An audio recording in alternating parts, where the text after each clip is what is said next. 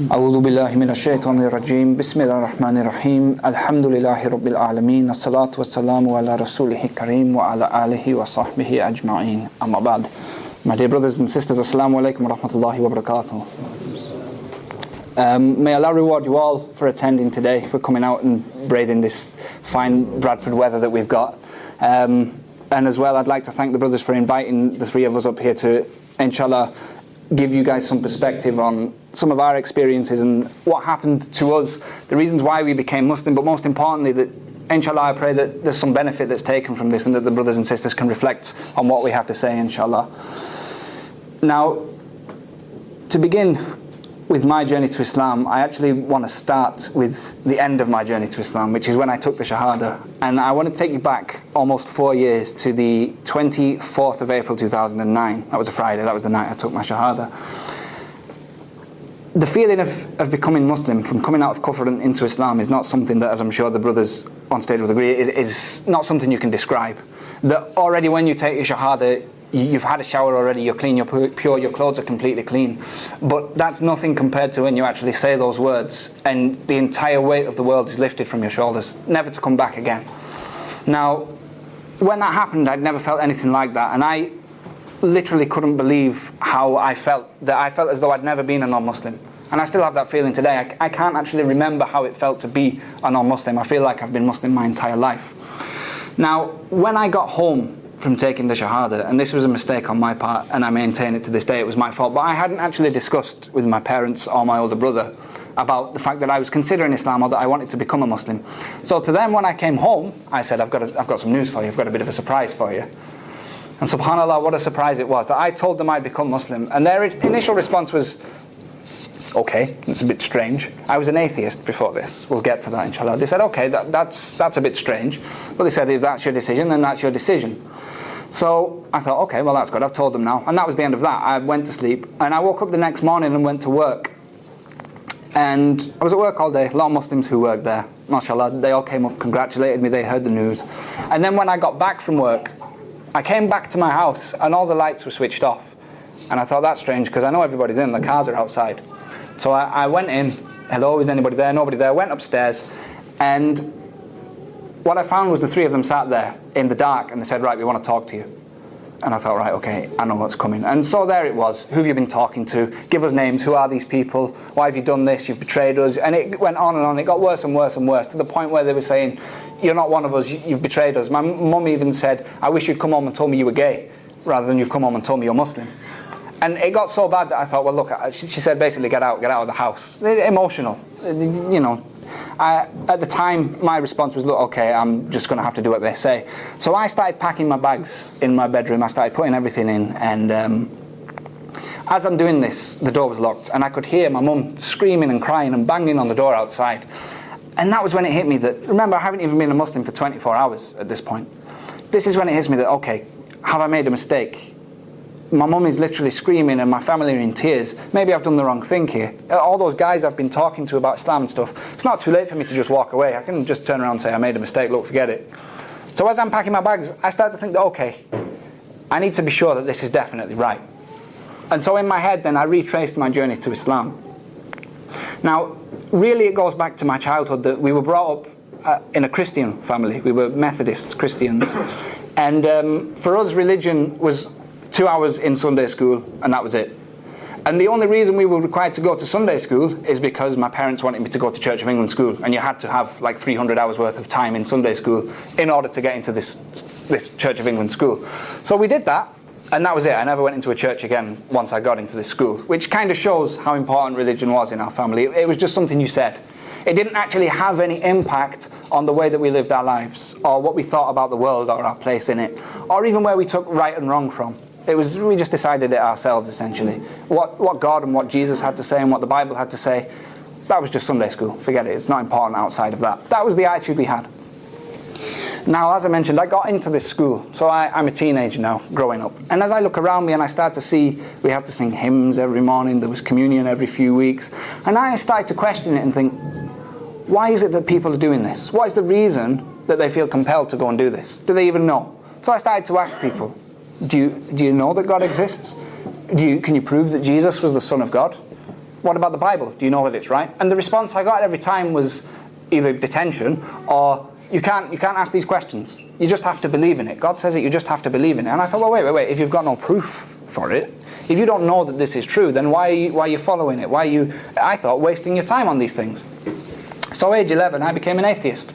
I thought, these people, they don't know what they're talking about. And I thought I was so smart because I'd figured it out and they were still ignorant. So then I spent the rest of my teenage years and my college years and early uni telling people that they were wrong. That God doesn't exist, there's nothing out there. There's no such thing as right or wrong. You do what you want. Because if God's not there, there's no heaven or hell. There's no criteria for what's right or what's wrong. And that was the way I lived my life. And I'll tell you, brothers, if you grow up as a teenager with no definition of right or wrong, you do whatever you want. You do whatever you want, because who's there to account you? Somebody, my mum or dad, they'd say something to me. Who are you? There's no such thing as right or wrong. How can you tell me that I'm wrong? And this was the attitude, subhanAllah, that I grew up with. Now, it's interesting, isn't it, that when I became Muslim, there was an issue with that. Yet, when I had that viewpoint on the world prior, there was no issue, there was no problem. They knew I was an atheist before. So when I graduate from university, this is when it really hits me now. I've grown up this whole time thinking that, look, I can do whatever I want. There is no right, there is no wrong. And then all of a sudden, I'm out of education and I'm into the big wide world around me. And I stopped and reflected at that point and I thought, look, is this all there is to life? That I'm just maximizing my time trying to enjoy myself, but really inside you don't feel content when you do that. Because imagine traveling without a map. All you'll do is just wander to different places, you'll just check different things out, try different things, but you're never really going anywhere. You never really achieve anything. And this was the feeling I had that, okay, yeah, whether it's drinks, drugs, girls, partying, whatever, even university, academically, whatever, you've done that, move on. But you start to run out of things to do, and you start to question it. And when I left university, this is when I questioned it. That is that all there is to life now? I go out, I get a job, 9 to 5 for 50 years, and then I die? Maybe have kids? Is that it? That's all I've got to look forward to? Because if that's all there is, then I'm not that interested, to be honest. That was what I thought. I'm not that interested. If that's all life amounts to, if that's all everyone who's ever left university, who's ever grown up, if that's all they've ever done, then what am I going to add to that? I'm not going to add anything new to it. What's the point? So I got this now is summer 2008 when I graduate from university, and I'm thinking then, okay, I need to be absolutely certain that what I believe is actually true. So I started to look into different things, different views on life, which, was Christianity. I had another look at Christianity, had a look at a few other things, Buddhism and things like that. And never occurred to me to look at Islam. Never once, never thought. I just saw Muslims and I thought, okay, yeah, Muslims. The thought that I would ever be a Muslim was ridiculous, to be honest. It could never have happened, subhanAllah. And so what had happened was, some of the brothers in the audience might get jealous when I say this, but when I went to university, the fees were only £1,200 a year. So I paid for it myself. I got a weekend job and I was able to pay for it myself. Alhamdulillah, no debt. Allah subhanahu wa ta'ala protected me even before I became Muslim. If I had done, I would have taken the Shahada and been thousands of pounds in debt. But that wasn't the case. So I managed to pay for university myself. That weekend job, there were a lot of Muslims who worked in that place. In total, who worked there were about 1,000 people, and 75% easily was Muslim. So a minimum 750 people who worked there were Muslims.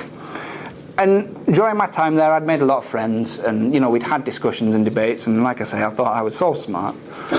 And there were brothers there who used to come to work reeking of attar. I didn't even know what attar was at the time. I used to think, that guy's wearing perfume. And there were people who came, they'd come fully dressed in the thobe, they had big beards. In that whole time I was there, guess how many people actually spoke to me about Islam? One. Of 750 minimum, one spoke to me about Islam. And all that happened was, he saw me one day whilst I was going through this process of reflecting on things. He saw me in a bit of a state. And he said, are you okay? You look a bit down. And I just said to him, just casually, I just said, look, I've been thinking recently, is there more to life than what I used to believe? And his eyes lit up when I said this. And he said, you mean, does God exist? And I didn't mean, does God exist? But he said, do you mean, and I thought, I said to him, well, not really, but I'm willing to discuss it. And he said, okay. He said, let's sit down. So we sat down in one of the little break rooms, and he said to me, look, and I'll never forget this, he said, look, if we start discussing this, before we do that, I need you to buy in on something. And he said, if I prove to you that God exists, what does that mean? And I said, I thought, this guy's never going to prove that God exists. So he said, if I prove, what does it mean? I said, okay, if you can prove it, that means I have a creator. That means right and wrong exist. Heaven and hell exist. That means I'm accountable for my actions and that I have a purpose. And he said, okay. He said, if you prove to me that God doesn't exist, I'll stop being a Muslim. I thought, all right, okay. Great. So he said, we won't discuss in work. He said, we'll meet outside of work and we'll chat about it there. So we did that Friday. We met up, we exchanged numbers, met up outside of work, this little restaurant. And he brought 2 other brothers along. And we started chatting about basically, where did I come from? Why am I here? And he said, this was the question that was put to me, where do you think you came from? I thought, easy, I came from my mum and my dad. He said, okay, where did they come from? My grandma and my granddad, where did they come from? Okay, we came from the monkeys. This is what I was thinking at the time. We came from monkeys, evolution, so on and so forth. Now I thought, okay, I'll just throw them with the evolution argument. They didn't even entertain the evolution discussion. They said, okay, let's assume, for argument's sake, that even if there was such a thing as evolution, what starts that? The Big Bang starts that. Okay, what starts that? Now, the subject of where everything came from, what started the universe and creation, they don't really have an answer for that. For years and years and years they said it was the Big Bang that started it. But even now, today, scientists are saying themselves, admitting that, look, an explosion, a bang, is a reaction to something else. It's a reaction. So something has to have come before. Therefore, that wasn't the start. There was something prior to that. So I went away and I started looking into this. And the principal explanation they use, that they have various ones, and they try to use science to answer it, is that, look, matter collides with antimatter, and you have an explosion, and that's the Big Bang. And because matter is 1 and antimatter is 0, the universe came from nothing, because 1 times 0 is nothing. Now I saw that and I thought, right, look, that's a very clever bit of science. That's really clever, whoever thought of that. But then what struck me is that, look, brothers, if we were to go outside now, we'd be crazy to do it because it's snowing, but if we were to go outside now and say, right, let's have a game of football, would we sit around and say, right, look, the ball goes into the net once, that's 1 goal. It goes into the net twice, that's 2 goals. If you tackle him and break his leg, that's a foul, it's a red card. Offside, none of us really know what that is, but offside, would we start going through the rules and explaining them? No, we wouldn't. Why? Because we already know them. We already know the rules to football. Now, if matter collides with antimatter and then there's a Big Bang and that creates the universe, what that means is that the rules of the universe were in place before the universe existed, which is impossible. Who wrote the rules? They have to have been decided by something else. So, on that premise, you understand that, look, this can't have been the beginning, there has to be something prior to that. And you can keep going and going and going, that, look, whatever created this thing, created by this thing, created by and you just go on and on and on, until you come to a realization that, look, whatever came at the beginning, whatever started it all, by definition can't have been created by something else. Because if it was, then it wasn't the start. So the premise that you take that argument on then is that, look, if this thing that came at the beginning wasn't created by anything else, there are only 2 explanations. Number 1, it created itself, which is ridiculous. You can't decide to create yourself if you don't exist. And just like if you're asleep, you can't decide, right, I'm going to wake up now. It's not possible. You're not in control. So you can't create yourself, which means there's only one possible explanation. This thing was there all along. It didn't have another creator. It didn't create itself. The only explanation is that it was always there. No beginning, no end. So when you realize this, you think, okay, it was there all along. There's a few things you can work out about that. If it's there all along, that means it never got old. It doesn't get hungry. It has no weakness or flaw. Remember, I'm not calling it God at this point. I'm just saying there's something. There's a something out there. It doesn't have any weaknesses. It doesn't get old. If the universe is based on rules, this thing came first, which means it obeyed no other rule. It decided to create everything else. It has a will of its own. Intelligence. Not only that, but if it's there all along, then it's infinite. It has no bounds. There can't be more than one of it. Because if you say that there's 2 infinite things, then they can only be as big as each other. There's a limit on that. So there can only possibly be one. So now, okay, 1, it's flawless, it's infinite, it's got a will of its own, it created everything. Kind of sounds like God now. But I'm still not saying that at this point. So I went back to those brothers who I'd been discussing with, and I said, look, this is where I'm at. And they said, okay, now let's talk about Quran. Now when he said that word, I thought, whoa, I thought, okay, this guy, he wants to convert me now. He wants to make me into a Muslim. It had never crossed my mind before. We were just having a chat about the origins of universe and so on and so forth. Now it hits me that this guy wants to make me a Muslim. So I kind of backed off and I thought, look, you know, it was nice to chat, but that's the end of that. And then I thought to myself that, look, I embarked on this whole journey trying to find the truth. And now I found something that, you know, I'm just going to deny because it doesn't feel right. I have to check this out. I have to see what they've got to say. So we started to discuss the Quran. Now, I didn't know much about it at the time, other than the basics. It was the holy text of Islam and so on and so forth. And looking into the Quran, I find that it's not a book. It's a series of verses. A series of verses that were revealed in Arabic that were spoken from the mouth of a man, sallallahu alaihi wasallam, who couldn't even read. He was unlettered. And the things that this book discusses, the language that it uses, is so powerful and so eloquent, and yet so precise and straight to the point. And what is the Quran essentially? That it's not just a series of stories. The Quran is what? It's a book of law.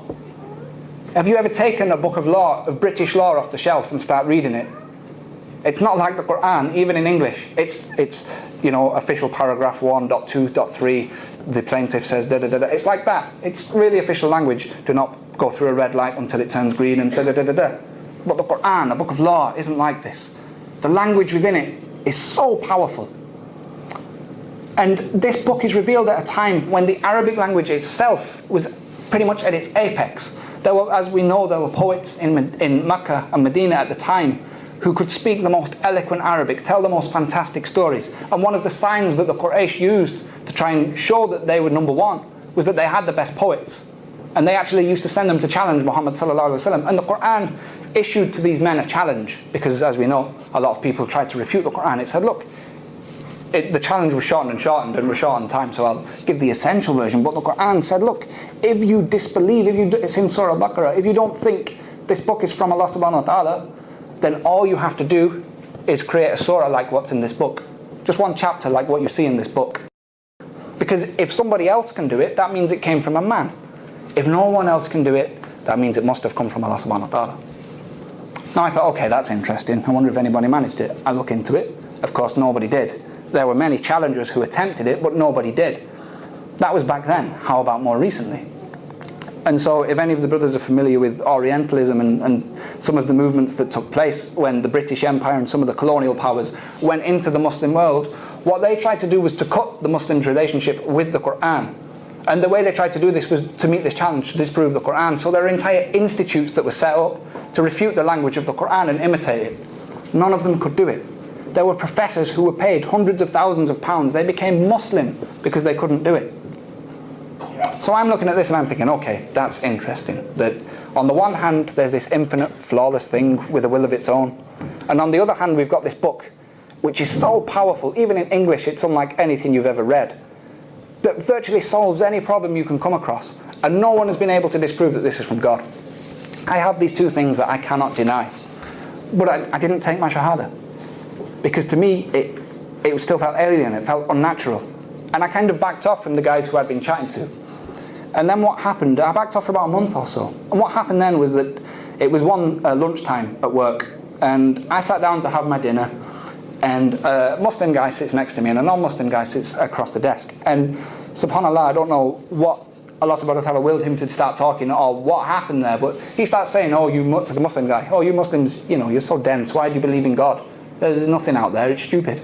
And I thought, right, I'll stay quiet. And this is where the Muslim guy now, he'll start telling him that, look, there's an infinite origin, that what came at the beginning of everything, it's flawless, it's one. And there's the Quran, which issues, it has a linguistic challenge to mankind. Nobody's matched it. I thought, he's going to destroy this guy. The Muslim says, yeah, but bro, haven't you seen trees? Like, clearly trees mean that there's God. This was his argument. And then he says to the guy, he says, look, it says Allah in your hand. This guy doesn't know a letter of Arabic. He's never seen Arabic in his entire life. He said, look, it says Allah in your hand. Even I didn't know what he meant at the time. And I thought, oh no. The non-Muslim guy, he started laughing. Understandably, he started laughing at this. And he said, that's why you're a Muslim. So I thought, look, this guy is getting murdered. I have to do something. So I started to talk. And I went through the whole discussion that, there has to have been an infinite creator, that the Quran has never been beaten. And basically, as a non-Muslim, I proved Islam to another non-Muslim. The Muslim guy, bless him, didn't know what was going on. He was looking at us both like this. And so I basically go through the whole discussion, and at the end of it, the non-Muslim guy, he sat there and he thinks about it for a minute, and he goes, yeah, that's pretty interesting, but I don't really care. I'm going to live my life the way I want to live my life. So, do one, basically. And he stood up and he walked away. And I sat there for a minute. The Muslim guy, he just kind of left. I don't think he knew what to say. And I sat there on my own for a minute thinking about it. And I thought, man, this guy's an idiot. I've just proven to him beyond a shadow of a doubt that this has to be true, and he hasn't accepted it. And then it hits me that this is me. I know it's true. Why haven't I accepted it? So I went and I found the brother and I said, look, I think I'm ready. And the Friday after that was when I took my Shahada, alhamdulillah, which was almost 4 years ago. Now, just to bring it full circle, the challenges then that I faced with my family when they threw me out and so on and so forth, that I went through it all in my head and I thought, no, this has to be true, it has to be correct. I didn't have a shadow of a doubt. Therefore, if this is true and I know it's true, then any challenge I'm ever faced with, it becomes irrelevant. Because I know that Islam is the truth, and I know that Allah subhanahu wa ta'ala has essentially got my back. And so I left that night, and then I came back, moved back in with my parents, and slowly but surely the relationship improved to the point, brothers, where it's now better than it ever was with my parents, that they see how much more reliable, how much more trustworthy I am. To the point that I recently brought my arm, I've still got the sling here, brothers, I took it off to do the talk, that I brought my arm about 6 weeks ago. My mum, bless her, has taken me every single Friday to and from the masjid for Jummah. The same mother who, they haven't embraced Islam yet. Inshallah, if brothers and sisters can make dua, that's all I ask. But look how that's changed. Because I knew confidently that Islam has to be true. أقول قولي هذا واستغفر الله العظيم.